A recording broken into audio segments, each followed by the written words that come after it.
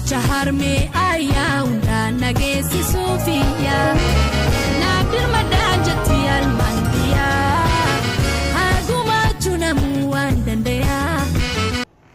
Yooyyaa ashamaa harka fuunee akkam jirtuun qaqqaaliiwwan ilmaan Oromoo idil addunyaarra jirtan jaarmayaan ABO biyya alaa godina Eesiyaa gamtaa Dubaay ebla 15 guyyaa yaadannoo gootota Oromoo baga geessanii isiniin jechaa sagantaa addaa qopheeffate.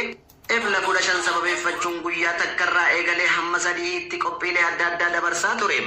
Dabalataan ammaas ebla 15 sababeeffachuudhaan ebla gaafa guyyaa 12 sanbata galgala akka imbaayiraatti sa'aatii 2 galgala keessa qabsoo bilisummaa Oromoo saffisiisuu qabna jechuudhaan caalbaasii qabatanii gadi ba'aniiru. Caalbaasii kanarratti immoo galii qabsoo bilisummaa Oromoo taasisuuf kan qopheesse gurmuu bakkalcha bilisummaa, gurmuu Laggasaa Wagii, gurmuu Elemoo Qilxuu, gurmuu Ajaadamii Saaddootiin maarree hawaasni Oromootaa kan addunyaa mararra jirtan kan kallattii kanarratti dhageessan sagalee keenya akka nurraan hafne isiniin jechuun afeerraa keenya.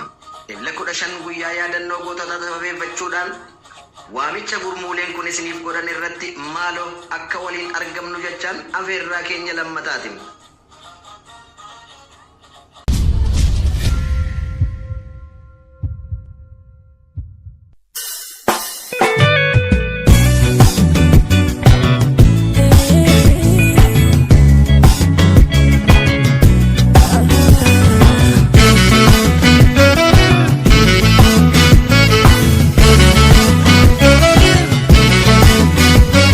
Waamicha harmee ayyaa hundaan nageessi suufiyaa